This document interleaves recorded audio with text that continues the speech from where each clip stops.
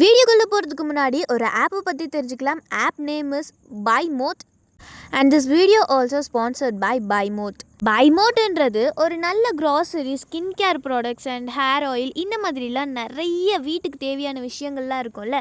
So அதை வாங்கிறதுக்காகவே இருக்கிறது. இது ஒரு ஷாப்பிங் மாதிரி. இதுலேயே நிறைய பிராண்ட்ஸ் எல்லாம் இருக்குது. ஸோ அந்த பிராண்டை வச்சும் நீங்கள் அந்த ப்ராடக்ட்ஸ் எல்லாமே வாங்கிக்கலாம். அண்ட் டீல்ஸ்ன்னு ஒரு ஆப்ஷன் இருக்குல்ல, ஸோ அதை கிளிக் பண்ணிங்கன்னா இப்போ ஒரு 1000 ருபீஸ்க்கு இருக்கிறது ஒரு 100 ருபீஸ் மாதிரி தருவாங்க. ஸோ இந்த மாதிரியும் நீங்கள் வந்துட்டு டீல்ஸில் போய் பை பண்ணிக்கலாம். இதனால் கண்டிப்பாக நமக்கு யூஸ்ஃபுல்லாக இருக்கும். வெளியில் போய் எந்த ப்ராடக்ட்டும் வாங்க வேண்டிய அவசியம் இல்லை. இதில் ப்ராடக்ட் விற்கிறது எல்லாமே ரொம்ப குவாலிட்டியாக பெஸ்ட்டாக இருக்கும் அண்ட் ரொம்ப பட்ஜெட் ஃப்ரெண்ட்லியாக இருக்கும். அண்ட் ஆல்சோ லிங்க் வந்துட்டு டிஸ்கிரிப்ஷனில் கொடுத்துருக்கேன். கண்டிப்பாக வந்துட்டு மிஸ் பண்ணாமல் பாருங்கள். இதில் நம்மளோட ஃபேவரட்ஸ் ஐட்டம்ஸ் வச்சுக்கலாம். நம்ம ஃப்ரீக்வெண்ட்டாக இப்போ ரீசெண்டாக வாங்கின ப்ராடக்ட்ஸ் என்னென்ன நம்ம தனியாக நமக்குன்னு ஐடி யூஸ் பண்ணி அதை வந்துட்டு ஓப்பன் பண்ணிக்கலாம். அண்ட் அந்த 3 கோடு மாதிரி இருக்கும். ஸோ அந்த ஆப்ஷனை கிளிக் பண்ணி பார்த்தீங்கன்னா ஷாப் பை கேட்டகரின்னு இருக்கும். ஸோ அதில் கேட்டகரைஸ் பண்ணி வச்சுருப்பாங்க. அதை எடுத்து கூட இப்போ ஒரு ரெடி டு குக்குன்ட்டு இருக்குல்ல, ஸோ அது வந்துட்டு ஒரு ரெடிமேட் ஃபுட் ஐட்டம்ஸ் மாதிரி இருக்கும். ஸோ அதை கிளிக் பண்ணி பார்த்தீங்கன்னா அதில் வந்துட்டு நிறைய ஃபுட் ஐட்டம்ஸ் வரும். லைக் ஒரு 5 மினிட்ஸில் குக் பண்ணுற மாதிரி இந்த மாதிரிலாம் இருக்கிற வச்சுட்டு நம்ம வந்துட்டு அது வாங்கிக்கலாம். அண்ட் வீட்டுக்கு தேவையான பொருட்கள் லைக் நைஃபாக இருக்கட்டும், ஏதாவது ப்ரூம் ஸ்டிக்கு, இந்த மாதிரிலாம் மேட்டு, இந்த மாதிரிலாம் நம்ம வந்துட்டு இதில் வாங்கிக்கலாம். ஸோ கண்டிப்பாக வந்துட்டு இது நமக்கு யூஸ்ஃபுல்லாக இருக்கும். லிங்க் டிஸ்கிரிப்ஷனில் கொடுத்துருக்கேன். ஆப் லிங்க் இன்ஸ்டால் பண்ணி யூஸ் பண்ணி பாருங்க. காத்தப்பத்துக்கு எப்பவும் போல அரிசியை ஊற வச்சு அரைக்காம சட்டுன்னு வீட்டில் இருக்கிற ரவையை வச்சு ரொம்ப சுலபமா நல்ல டேஸ்டான ஒரு ரவை கலத்தப்பம் எப்படி செய்யலாம் தான் இன்னைக்கு நம்ம பார்க்க போறோம். நினைச்ச உடனே ஒரு 15 நிமிஷத்திலேயே செஞ்சு முடிச்சிடலாம்.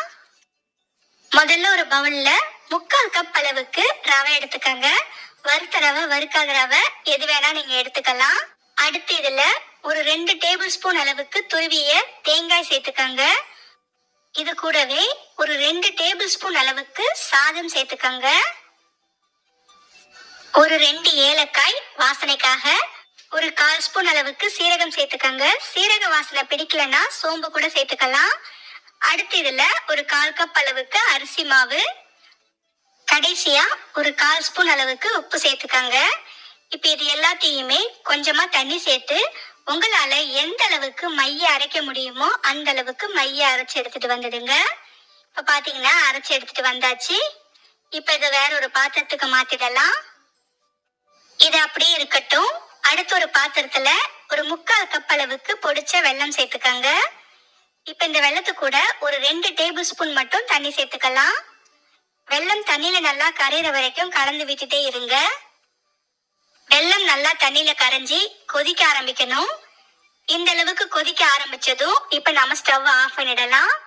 இது கொஞ்ச நேரம் கொதி அடங்கட்டும். அதுக்குள்ள நாம தேங்காயை வறுத்துக்கலாம். அதுக்கு ஒரு பேன்ல 1 டேபிள் ஸ்பூன் நெய் எடுத்துக்கங்க. பொடியாய் நறுக்கிய தேங்காய் ஒரு 2 டேபிள் ஸ்பூன் அளவுக்கு சேர்த்துக்கங்க. இப்ப இந்த தேங்காய் லேசா இந்த நெய்ல வறுபட்டு நல்லா சிவக்க ஆரம்பிக்கணும். அது வரைக்கும் நாம இதை வறுத்து விட்டுக்கலாம்.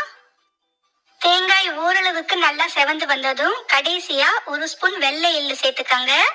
எள்ளு சேர்த்து ஒரு முறை நல்லா கலந்து விட்டுட்டு நாம ஸ்டவ் ஆஃப் பண்ணிடலாம். அவ்வளவுதான். இப்ப இந்த தேங்காய நாம அரைச்சு வச்ச மாவுல சேர்த்துக்கலாம். அடுத்து நாம கரைச்சி வச்ச வெல்லம் ரொம்ப ஆறிடாம கொஞ்சம் சூடா இருக்கும் போதே சேர்த்துக்கங்க. தேவைப்பட்டா வடிகட்டி சேர்த்துக்கங்க. இப்ப இத ஒரு முறை நல்லா கலந்து விட்டுக்கலாம்.